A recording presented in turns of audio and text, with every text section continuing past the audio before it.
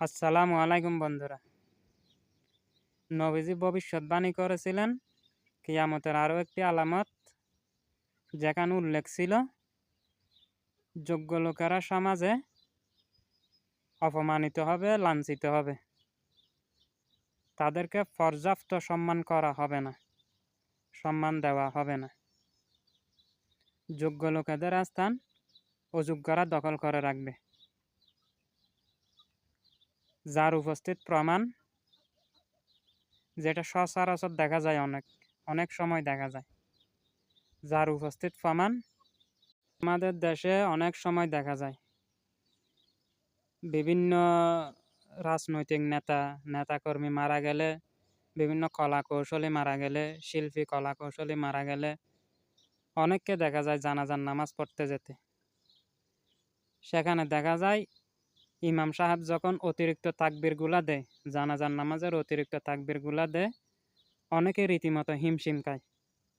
কোন তাকবীরে কি বলতে হয়, কি করতে হয় সেটা জানা না থাকার কারণে রীতিমতো অনেকে হিমশিম খায়। সেখানে অনেক কম, জানাজার নামাজও অনেক কম দেখা যায়, কারণ বছরে কয়েকবার জানাজার নামাজ পড়তে হয়। তাই সবার মনে থাকে কখন কি করতে হয়, কি পড়তে হয়, সেটা করণীয় জানা থাকে অনেকেরই। বেশিরভাগ দেখা যায় ঈদের নামাজে, যেহেতু ঈদের নামাজ বছরে 2বার, অনেকে ভুলে যায় কখন কি করতে হয়, অতিরিক্ত তাকবীরগুলাই করণীয় ভুলে যায়। সে কারণে অনেককে দেখা যায় ইমাম সাহেব যখন অতিরিক্ত তাকবীরগুলা দেয়, রীতিমতো তো হিমশিম তো খায়, অনেকে রুকু সিজদা করে ফেলে, তো এই হলো আমাদের অবস্থা, আমাদের দেশের পরিস্থিতি। শুধু আমাদের দেশের বলতে নয়, সব জায়গায় দেখা যায় এরকম। অযোগ্য লোকেরা যোগ্যদের স্থান দখল করে বসে আছে। আমাদের দেশটা মুসলিম প্রধান দেশ, শতকরা 96-97% মুসলিম। সেখানকার দেশ নায়ক, দেশ প্রধানরা, যাদের নেতৃত্বে দেশ চলে, তারা নামাজ পড়তে জানে না, নামাজের তরিকা জানে না, ধার্মিক কোনো জ্ঞান নেই।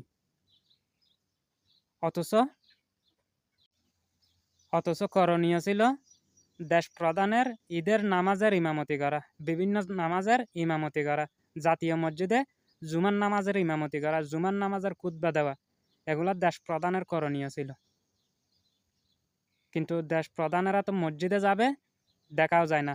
এত বছর তো মহিলারা ছিল, তাদের নেতাকর্মীদেরও ঠিকমতো ধার্মিক কোনো জ্ঞান নেই। দেখা যায় তো বিভিন্ন সময় বিভিন্ন ভিডিওতে আমরা দেখি। তো এভাবে অযোগ্য লোকেরা যোগ্যদের স্থান দখল করে আছে। যদি ইসলামী হুকুমত যদি থাকতো, আমাদের দেশে ইসলামী হুকুমত যদি কায়েম হতো, তাহলে দেশ প্রধানই এইসব কাজগুলো করত। ঈদের নামাজের ইমামতি করত, জাতীয় মসজিদে জুমার নামাজের খুতবা দিত, জুমার নামাজ আদায় করত, জুমার নামাজের ইমামতি করত, যদি ইসলামী হুকুমত কায়েম থাকতো। তো সবাই ভালো থাকবেন, সুস্থ থাকবেন। আল্লাহ হাফেজ।